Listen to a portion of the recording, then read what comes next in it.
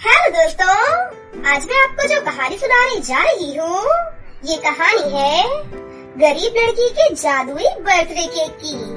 तो चलिए दोस्तों, देखते हैं आज की ये कहानी। विलासपुर नाम के एक गाँव में ईशानी नाम की एक गरीब अनाथ लड़की रहा करती थी। जब भी कोई त्योहार आता था तो ईशानी बहुत उदास हो जाती थी, क्योंकि उसके पास त्योहार मनाने के लिए बिल्कुल भी पैसे नहीं होते थे। फिर एक दिन ईशानी की क्लास में पढ़ने वाली माया नाम की एक लड़की सभी लड़कियों को अपने जन्मदिन की पार्टी में आने के लिए कहती है।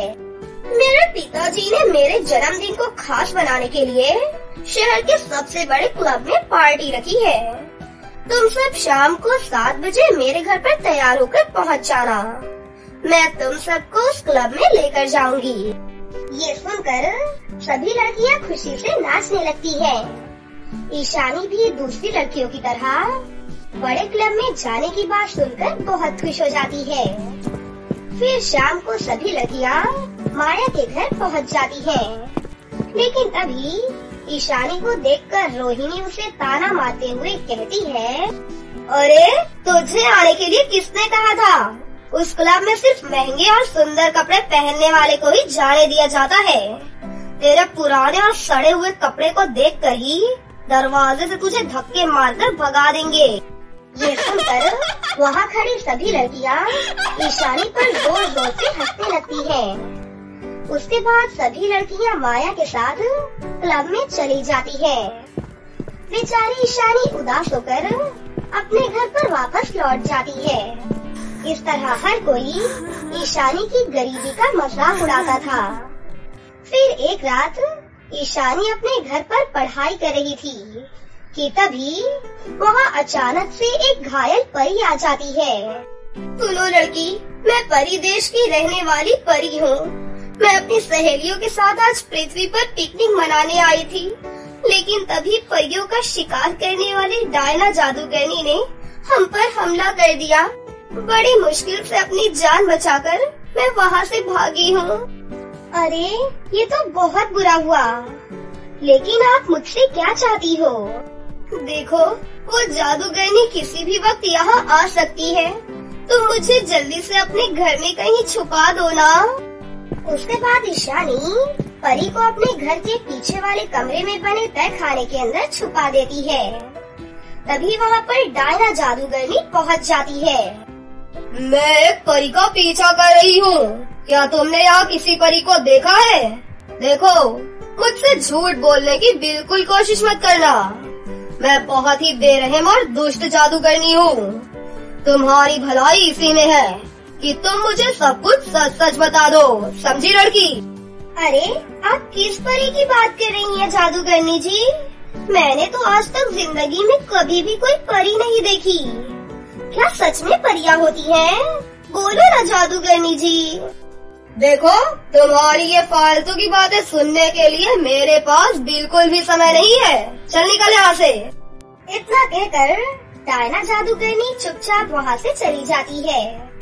उसके जाते ही ईशानी परी को तहखाने से बाहर निकाल लेती है और वो दोनों घर में बैठे बातें कर रही होती हैं। तभी थोड़ी ही देर के बाद परी की दूसरी सहेलियां भी उसे ढूंढते हुए वहाँ पर पहुँच जाती हैं। तुम्हारा बहुत बहुत शुक्रिया ईशानी, तुम एक बहुत ही अच्छी लड़की हो। इस वक्त मुझे जाना होगा, लेकिन मैं बहुत जल्द तुमसे मिलने वापस आऊंगी। इतना कहकर वो परी अपनी सहेलियों के साथ वहाँ से गायब हो जाती है। इस तरह कुछ दिन बीत जाते हैं। फिर एक दिन ईशानी अपनी पड़ोस की सहेली के साथ, सुनो ईशानी, आज तुम्हारा बर्थडे है ना? क्या तुम मुझे केक नहीं खिलाओगी? तुम तो जानती हो कि मैं भी तुम्हारी तरह गरीब हूँ। मेरे पास केक खरीदने के लिए पैसे ही नहीं है। अरे कोई बात नहीं, मैं तो यूँ ही मजाक कर रही थी। तो परेशान क्यों हो रही है? तभी वहाँ पर वही परी प्रकट हो जाती है। अरे परी जी, अचानक आप यहाँ पर कैसे आ गयी? मैंने अपनी जादुई शक्ति से तुम्हारे बारे में सब कुछ पता लगा लिया था। आज तुम्हारा जन्मदिन है, इसीलिए मैं तुम्हारा जन्मदिन मनाने आई हूँ। उसके बाद परी अपनी जादुई छड़ी से ईशानी के कपड़ों को एक सुंदर से कपड़े में बदल देती है और साथ ही उसके घर को भी एक बड़ा और शानदार घर बना देती है। तभी परी वहाँ पर एक बहुत बड़ा सा केक प्रकट कर देती है। ये एक जादुई केक है, इसे खाते ही तुम अपने आप हवा में उड़ने लगोगी और ये केक कभी भी खत्म नहीं होगा और तुम इससे अपने लिए कुछ भी मांग सकती हो। आज हम तुम्हारा बर्थडे यहाँ के सब गरीब लोगों के साथ मिलजुल कर मनाएंगे। उसके बाद ईशानी अपने आसपास के सभी लोगों को वहाँ पर इकट्ठा कर लेती है। फिर ईशानी केक काटती है और सभी लोग ईशानी के जन्मदिन की पार्टी मनाने लगते हैं। मेरे जन्मदिन को इतना खास बनाने के लिए आपका बहुत बहुत शुक्रिया परी जी। शुक्रिया की कोई बात नहीं है, तुम जैसी अच्छी लड़की की मदद करने में मुझे बहुत ही खुशी हो रही है। अब मैं हर साल इसी तरह तुम्हारा बर्थडे मनाने आया करूँगी।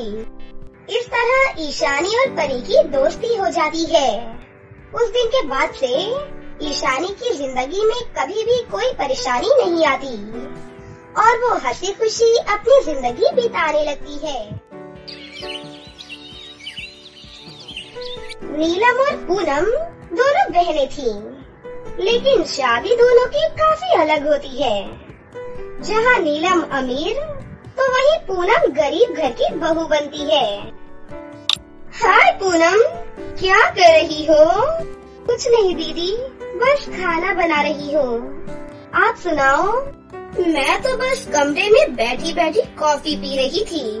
सर्दी बहुत है ना। कैसी बात कर रही हो दीदी? शहर तो एक ही है हम दोनों का। गर्मी के मारे मेरे पसीने छूटे जा रहे हैं।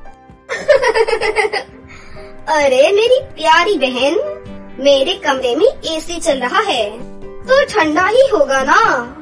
और काम वाली खाना बना रही है, बस खाने के वक्त कमरे से बाहर निकलूंगी। ओह अच्छा, गुड है दीदी, तो यहीं आ जाओ मेरे घर पर। हाँ हाँ जरूर आऊंगी।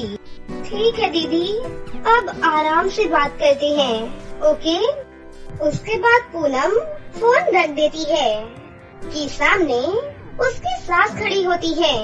ये ले तरबूजा खा ले, मैंने काटा है, सबको बांट दिया, ये तेरा हिस्सा। अरे मम्मी, मैं काट देती, आप क्यों परेशान हुई? बस रोटी बनाकर खाती हूँ। सास पूनम का हाथ पकड़कर उसे पंखे के पास ले जाती है, जहाँ पहले से ही उसकी नंद और देवर बैठे होते हैं। भाभी आओ लूडो खेलते हैं, ये तो हार रही है, आप आ जाओ। अरे मैं तो रोटी बना रही थी, माँ ले आई खरबूजा खाने के लिए। अब आप भैया लूडो खिला रही हो, खाना बनाना है। कोई बात नहीं भाभी, रोटी मैं बना लेती हूँ। पूनम का हंसता खेलता परिवार था, सब एक दूसरे की मदद करते। रोज सुबह शाम पूरा परिवार साथ ही बैठता। अरे पूनम, चलो तैयार हो जाओ, पानी पूरी और गोला खा कर आते हैं, जुहू चौपाटी चलते हैं, बहुत अच्छा मौसम हो रहा है आज। पूनम भी जल्दी से तैयार हो जाती है और दोनों घूमने के लिए चले जाती हैं। कि तभी नीलम का फोन पूनम के पास आता है। हेलो, क्या कर रही हो पूनम? अरे दीदी, मैं घर पहुंचकर फोन करती हूँ, इनके साथ जुहू चौपाटी घूमने आई हूँ। आप बताइए क्या कर रही हैं? मैं तो कमरे में बैठी हूँ, टीवी देख रही थी। अरे दीदी, आ जाओ ना जुहू चौपाटी, बहुत अच्छा और सुहाना मौसम है। 2 व्हीलर पर मुंह पर ठंडी हवा लग रही थी, बड़ा मजा आया। अरे नहीं नहीं, 2 व्हीलर है, कहाँ हम लोगों के घर, जानती तो हो तुम। खैर तुम आ जाओ ना कल मेरे घर पर। बताती हूँ दीदी, माँ जी से पूछ कर आती हूँ। उसके बाद पूनम फोन रख देती है। तुम्हें लगता होगा ना कि काश तुम भी नीलम दीदी की तरह पैसे वाले घर में शादी करती। तो मैं कौन से गरीब घर से हूँ? खा रही हूँ, पी रही हूँ, अच्छा पहन रही हूँ, घूम रही हूँ, फिर क्या? खैर पूरी पैक करवा लो घर में सबके लिए। अगले दिन नीलम घर पर। चलिए ना, शाम को पूनम के घर चलते हैं। बहुत दिनों से बुला रही है बेचारी। अरे मेरे पास बिल्कुल भी टाइम नहीं है। रात को मेरी एक पार्टी है बिजनेस से रिलेटेड। तुम ड्राइवर के साथ चली जाओ ना। नहीं, अच्छा नहीं लगता। शादी के बाद पति के बिना बीवी कहीं जाती अच्छी नहीं लगती। कैसी मिडिल क्लास वाली बातें कर रही हो? माँ को देखो, कितनी सोशल लाइफ एंजॉय करती है वो। मैं नहीं जा सकता। अच्छा, शाम को कहीं बाहर चले? आजकल मौसम बहुत अच्छा होता है। यार अभी तो बताया पार्टी है, वो भी ताज में। तुमको चलना है तो बताओ। नहीं, ताज का मन नहीं है। चलिए ठीक है। फिर उसका पति ऑफिस चला जाता है। नीलम घर पर सारा दिन या तो टीवी देखती या फिर मोबाइल। नीलम सोचती है कि घर वालों के साथ जाकर थोड़ा बैठे। हाय बेटा, कोई काम था? मेरे कमरे में कैसे आज? कुछ नहीं माँ, बस मन नहीं कर रहा था तो। ओह, तो ये कैरम खेलोगी? हम लोग ऑनलाइन खेल रहे हैं। आप अपने कमरे में जाओ, मैं लिंक सेंड कर देती हूँ। नीलम समझ जाती है कि सास उसे जाने को बोल रही है, इसलिए नीलम वहाँ से चली जाती है। थोड़ी देर वो मोबाइल में कैरम खेलती है और फिर कुछ सोचकर खड़ी हो जाती है। नीलम घर से बाहर आती है और ड्राइवर को पूनम के घर जाने के लिए कहती है, मुझे मेरी बहन के घर ले चलो। जी मैडम जी। और रास्ते में कोई मिठाई की दुकान मिले तो रोक देना। नीलम मिठाई की दुकान में जाती है और एक से बढ़कर एक मिठाई खरीदती है। वो अपनी बहन के घर जाती है, जहाँ सारा परिवार एक साथ बैठा होता है। अरे नीलम बेटा, आओ आओ, बाहर क्यों खड़ी हो? नमस्ते आंटी जी, पूनम कहाँ पर है? पूनम अभी तो यही थी। पता नहीं। देखना विजय, भाभी कहाँ पर है? माँ, भाभी शायद आपने जो कपड़े दिए थे वो रखने अपने कमरे में गई हैं। मैं बुला कर लाता हूँ। अरे नहीं नहीं, मैं कमरे में ही चली जाती हूँ। नीलम पूनम के कमरे में जाती है, जहाँ वो बालकनी में पड़ोसियों से बातें कर रही थी। तभी, अरे दीदी, कैसे आना हुआ? आओ आओ, चलो ड्राइंग रूम में बैठते हैं। नहीं नहीं, क्या सबको परेशान करना, कमरे में ही बैठते हैं ना। कैसे बातें कर रही हो दीदी? आप आई हो तो सभी आपसे मिलना चाहते हैं। चलो ना। पूनम और नीलम सबके पास जाती हैं, जहाँ पूनम की सास चाय और नाश्ता बनाकर लेकर आती हैं। अरे आंटी जी, आप क्यों बना रही हैं? वो इसलिए कि हम साथ बैठ सके।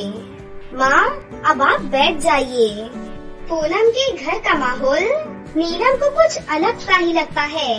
कितना वक्त हो गया इस तरह का खाना नहीं खाया था।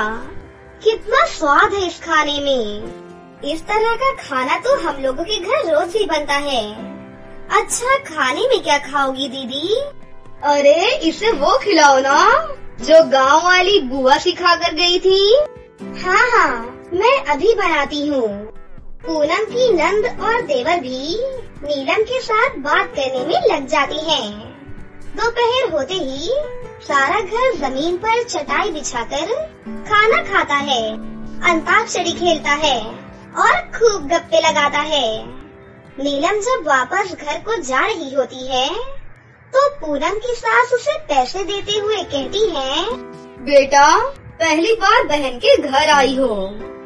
वैसे तो हम लोग तुम्हारे जितने अमीर तो नहीं हैं, लेकिन मैं बड़ी हूँ। ये छोटी सी भेंट रख लो। पता होता कि तुम आने वाली हो तो कोई साड़ी खरीद कर रखती तुम्हारे लिए। नीलम सास के पैर छूती है और आँखों में आंसू भरकर बोलती है, मैं तो सिर्फ पैसों से अमीर हूँ, लेकिन पूनम तो रिश्तों से अमीर है। जीवन में सच्ची हंसी और खुशी अपनों के साथ है, न कि पैसों से। उसके बाद नीलम वहाँ से चली जाती है और पूनम अपनी सास को देखकर मुस्कुराने लगती है।